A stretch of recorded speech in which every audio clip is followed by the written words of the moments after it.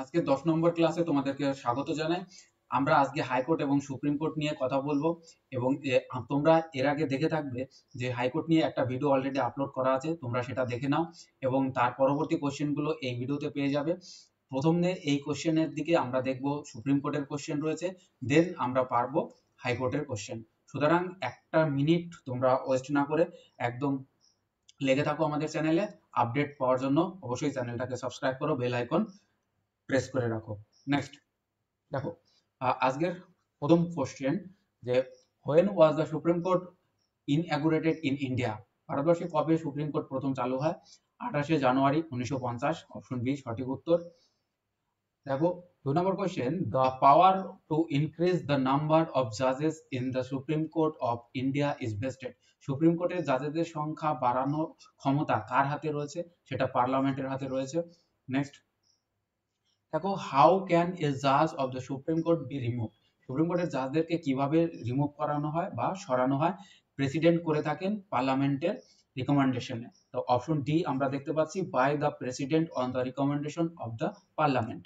Next, a জাজ of the supreme court may resign his office by writing a letter to. একজন supreme কোর্টের জাজ তিনি যদি রিজাইন দিতে চায় তাহলে তিনি নিজে হাতে লিখে একটা পদত্যাগপত্র লিখেন। কাকে লিখেন? তিনি লিখেন প্রেসিডেন্টকে, অর্থাৎ অপশন বি সঠিক উত্তর। Next, the age of the retirement in supreme court, the age of the retirement in the supreme court is. এখানে দেখো, the age of retirement of জাজ ইন সুপ্রিম কোর্ট ইজ কত? 65 ইয়ার, অর্থাৎ 65 বছর বয়স পর্যন্ত সুপ্রিম কোর্টের জাজেরা পদে বহাল থাকতে পারেন।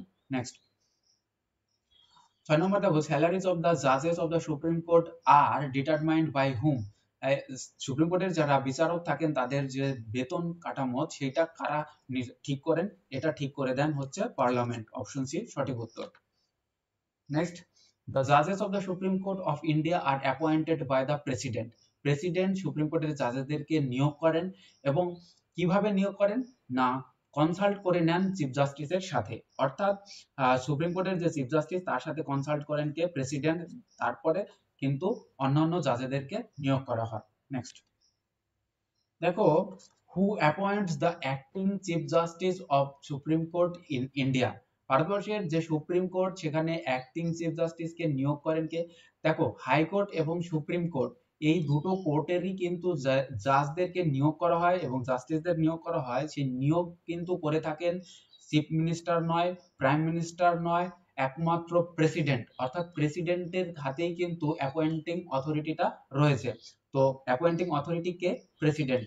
তো এখানে যে অ্যাক্টিং চিফ জাস্টিসের কথা বলা হলো সেক্ষেত্রেও কিন্তু সঠিক উত্তর প্রেসিডেন্ট হবে, এবং যদি অ্যাড হক যদি বলা হয় তাহলেও কিন্তু সেই জাস্টিসদেরকেও কিন্তু নিয়োগ করে থাকেন প্রেসিডেন্ট। নেক্সট দেখো, নেক্সট কোশ্চেন এটাই রয়েছে, অ্যাড হক জাজেস are appointed in the supreme court when? Ad hoc যে জাজ হয় তাদেরকে কখন নিয়োগ করা হয়? দেখো, সুপ্রিম কোর্টের নির্দিষ্ট সংখ্যক কিন্তু জাজের সংখ্যা থাকে, অর্থাৎ জাজের সংখ্যা নির্দিষ্ট। সেই নির্দিষ্ট জাজের সংখ্যার থেকেও যদি কম পরিমাণে থাকে, অর্থাৎ সংখ্যা যদি কমে যায়, তাহলে সেই সংখ্যাটাকে পূরণ করার জন্য তারা কি করে? নতুন করে আবার জাজদেরকে নিয়োগ করে। সেই জাজদেরকেই বলা হয় অ্যাডহক জাজেস, অর্থাৎ কোরাম সংখ্যা, এই যে নির্দিষ্ট সংখ্যক জাজ যে সেই সংখ্যাটাকেই বলা হয় কোরাম সংখ্যা। আর আমরা তাহলে অপশন কি পেলাম? অপশন ডি পেলাম, there is no quorum of the জাজেস অ্যাভেলেবল। যদি কোরাম পূর্ণ না হয় তাহলে সেই ক্ষেত্রে অ্যাডহক জাজদেরকে নিয়োগ করা হয়। আর এটা কে নিয়োগ করেন? এটা প্রেসিডেন্ট নিয়োগ করে থাকেন। নেক্সট দেখো, 10 নম্বর question, in which year was the collegium system for the appointment of জাজেস adopted by the supreme court in India?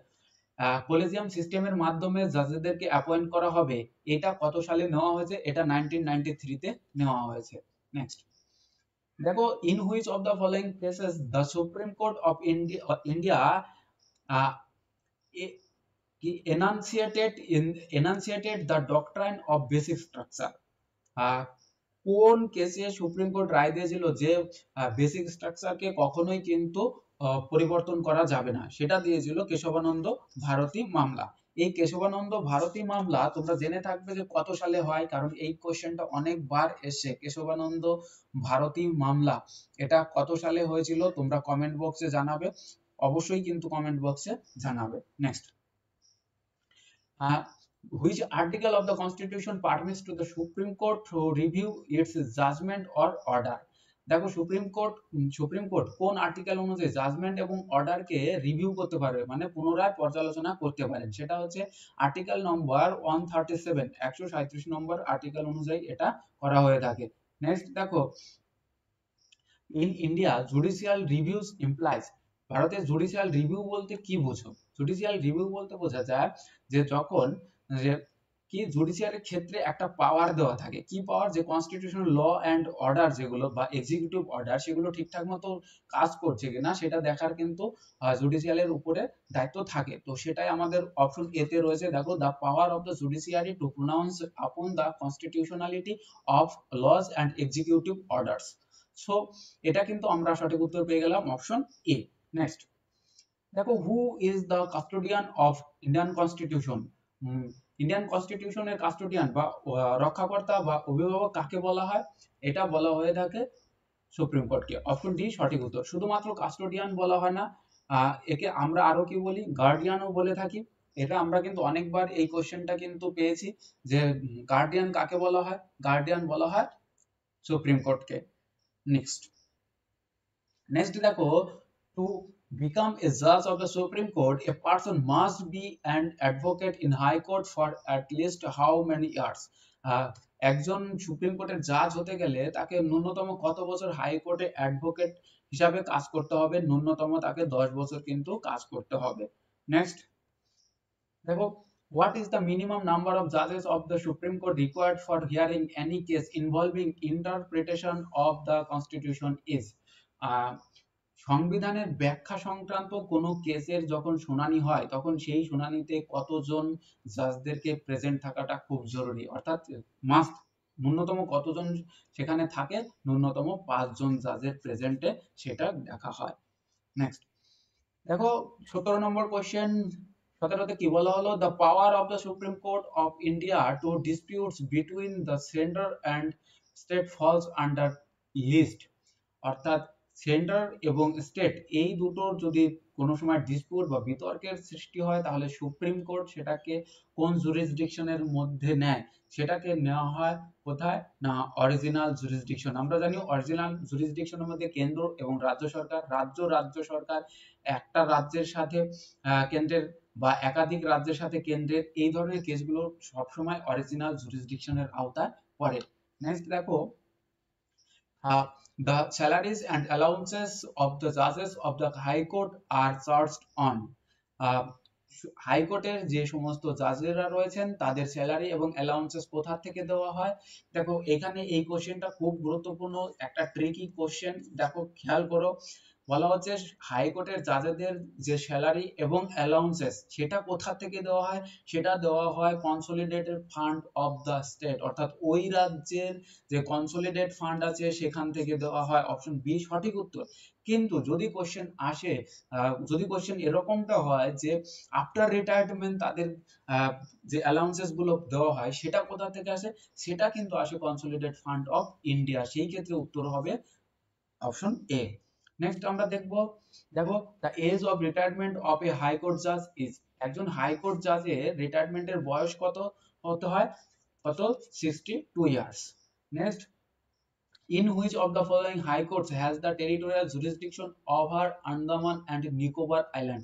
Andaman এবং নিকোবর আইল্যান্ড কোন হাইকোর্টের আওতাধীন? সেটা কিন্তু কলকাতা হাইকোর্টের আওতাধীন। এই কলকাতা হাইকোর্ট 1862 সালে কিন্তু তৈরি হয়েছিল এবং এর যে একটা বেঞ্চ আমরা দেখতে পাচ্ছি আন্দামান এবং নিকোবর দ্বীপপুঞ্জে, আরেকটা বেঞ্চ রয়েছে নর্থ বেঙ্গলে, সেটা হচ্ছে জলপাইগুড়ি। তোমরা কেউ যদি এই মুহূর্তে জলপাইগুড়ি থেকে তোমরা ভিডিওটা দেখে থাকো তাহলে অবশ্যই কিন্তু কমেন্ট করে জানাবে তোমরা জলপাইগুড়ি থেকে কেউ ভিডিওটা দেখছো কিনা। Next, which one of the following subject come under the common jurisdiction of the Supreme Court and High Court? Supreme court এবং হাইকোর্টের প্রত্যেকের জুরিসডিকশন আলাদা, কিন্তু একটা ক্ষেত্র আছে যেখানে দুজনেরই কিন্তু একই জুরিসডিকশনের মধ্যে পড়ছে। সেই কোন ফ্যাক্টরটা কোন সময় সেইটা কিন্তু হয়, সেটা হচ্ছে protection of fundamental rights. Protection of fundamental rights মানে মৌলিক অধিকার যদি কখনো রক্ষা করার প্রশ্ন থাকে, সেই ক্ষেত্রে তারা কিন্তু এই ক্ষমতাটা ভোগ করে থাকে, অর্থাৎ জুরিসডিকশন এটা। একটা জিনিস খেয়াল করে রাখবে যে আর্টিকেল নম্বর 32 এবং আর্টিকেল নম্বর 226 এই দুটোই কিন্তু মৌলিক অধিকারের রক্ষার্থে কাজ করা হয়। অর্থাৎ 32 নম্বর আর্টিকেল অনুযায়ী তুমি সুপ্রিম কোর্টে আপিল করতে পারো মৌলিক অধিকার খর্ব হলে, এবং হাইকোর্টে করতে পারো 226 নম্বর আর্টিকেল অনুযায়ী। এটা একটা writ. Next, which one of the following is not the main jurisdiction of the high court of a state? একটা রাজ্যের হাইকোর্টের মেন জুরিসডিকশনের মধ্যে পড়ে না কোনটা? এর মধ্যে দেখো অরিজিনাল জুরিসডিকশন পরে, অ্যাপিলেট জুরিসডিকশন পরে, সুপারভাইজারি জুরিসডিকশন পরে, কিন্তু অ্যাডভাইজারি যে জুরিসডিকশন সেটা কিন্তু হাইকোর্টের নেই, এটা কেবলমাত্র আছে সুপ্রিম কোর্টের ক্ষেত্রে। ওকে, next, in which writ judiciary orders executive to perform their duty? কোন রিটের মাধ্যমে জুডিশিয়ারি কি করে, অর্ডার করে এক্সিকিউটিভদেরকে কাজ করার জন্য বা তাদের পরিষেবা ঠিকঠাক মতো দেওয়ার জন্য, সেটা হচ্ছে ম্যান্ডামাস। ম্যান্ডামাস মানে আদেশ অনুসারে। তো এটা একটা রিট, 5টা রিটের মধ্যে এই 4টে রিট আছে। আর একটা রিট তোমরা জানো, সেটা কি কমেন্ট করে অবশ্যই জানাও সেই রিটটা কোনটা, সেটা তোমরা অবশ্যই জানাবে। এবার বলে রাখি যে রিট থেকে কিন্তু কোশ্চেন আসার সম্ভাবনা আছে, কারণ আগের বারও এসেছিল, আমার মনে হয় এবারও আসতে পারে, তো একবার রিটটা ভালো করে দেখেছিও। Next, which of the following court has its jurisdiction over more than one state or union territory? একটা হাইকোর্ট যার জুরিসডিকশন একের বেশি রাজ্য অথবা কেন্দ্র শাসিত অঞ্চলে রয়েছে, সেটা কোনটা? বোম্বে। এই বোম্বের মধ্যে কোনটা কোনটা রয়েছে তোমরা যদি একটু জানো তাহলে তোমরা অবশ্যই কিন্তু কমেন্ট করে জানাবে যে এই বোম্বে হাইকোর্টের আন্ডারে কারা কারা রয়েছে। বোম্বে হাইকোর্টের আন্ডারে রয়েছে কারা কারা, তোমরা অবশ্যই কিন্তু কমেন্ট বক্সে জানাবে। সো চলো নেক্সট কোয়েশ্চেন আমরা দেখব। Next question, the pension of a retired high court judge is charged upon? দেখো এই যে একটু আগেই বলছিলাম যে হাইকোর্টের জাজেরা যখন রিটায়ার্ড করে তখন তাদের পেনশন কোথা থেকে দেওয়া হয়, সেটা দেওয়া হয় কনসলিডেটেড ফান্ড অফ ইন্ডিয়া থেকে। তাহলে অপশন এ কি হয়ে যাবে? সঠিক উত্তর হয়ে যাবে। Next, consider the following statement. দেখো নিচের বিবৃতিগুলো ভালো করে আমাদেরকে পড়তে হবে, কোনটা ঠিক কোনটা ভুল সেগুলো আমাদেরকে খেয়াল রাখতে হবে। দেয়ার আর 24 হাইকোর্টস ইন ইন্ডিয়া। প্রথমে দেখলাম যে এটা ভুল। কেন ভুল? কারণ 24টা হাইকোর্ট বর্তমানে নেই, বর্তমানে আছে 25খানা হাইকোর্ট। তো নবীনতম যে হাইকোর্টটা সেটা কি, তোমরা কমেন্ট বক্সে অবশ্যই কমেন্ট করে জানাবে। এবং 2 নম্বর দেখো, পাঞ্জাব, হরিয়ানা এবং the union territory of Chandigarh have a common high court. একটা কমন হাইকোর্ট রয়েছে এদের জন্য, পাঞ্জাব, হরিয়ানা এবং চণ্ডীগড়ের জন্য। এটা কি ঠিক নাকি ভুল? অবশ্যই এটা ঠিক। এবং national capital territory of Delhi has a high court of its own. দিল্লির নিজস্ব একটা হাইকোর্ট রয়েছে, এটাও ঠিক। তাহলে অপশন 2 এবং 3 ঠিক। তাহলে কি রইলো আমাদের জন্য? সঠিক উত্তর রইলো অপশন এ, 2 এবং 3। Next, which of the following is not correct about high court in India? High court সম্পর্কে কোনটা ঠিক নয়? দেখো, the second appeal to the high court is written in within its appellate jurisdiction. Second appeal যেটা, এটা হাইকোর্টের appellate জুরিসডিকশনের মধ্যে পড়ছে। একদমই ঠিক, কারণ হাইকোর্টের সেকেন্ড অ্যাপিল বলে একটা সেকশন আছে। তো সেখানে কি হয়, অ্যাপিল করে কিন্তু নেওয়া কেসগুলো। তো বি নম্বর দেখো, every judge of a high court is appointed by president. Every judge of a high court is appointed by president. কেন দুবার বললাম? কারণ হলো যে এখানে কোশ্চেনটা পরেরটা পড়লেই বুঝতে পারবে অপশনটা, যে প্রেসিডেন্ট কি করে না, অ্যাপয়েন্ট করে হাইকোর্টের জাজেদের। এটা কি ঠিক? অবশ্যই এটা ঠিক। অপশন এ ঠিক, অপশন বি ও ঠিক। Governor of the state appoints the জাজেস অফ দ্য হাইকোর্ট। এটা যদি ঠিক হয় নিশ্চয় এটা ঠিক হবে না। কেন? এখানে দেখা গেল প্রেসিডেন্ট নিয়োগ করছে হাইকোর্টের জাজেসদের, আবার এখানে বলা হচ্ছে গভর্নর অর্থাৎ রাজ্যপাল নিয়োগ করছে, তো রাজ্যপাল নিশ্চয় করেন না। তা অপশন সি কিন্তু সঠিক নয়। অপশন ডি দেখো, high court may accept A petition related to public interest litigation.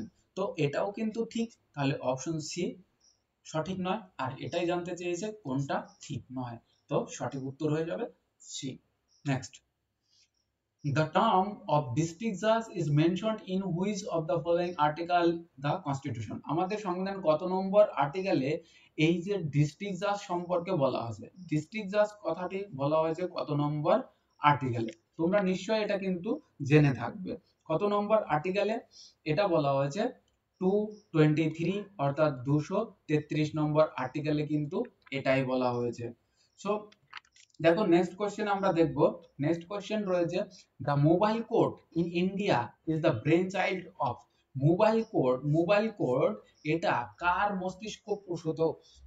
কার না, এটা করেছিলেন ডক্টর এপিজে আব্দুল কালাম। তিনি রাষ্ট্রপতি থাকাকালীন কিন্তু এটা করা হয়েছিল, এবং একেই বলা হয় mobile code is the brain child of doctor APJ Abdul Kalam.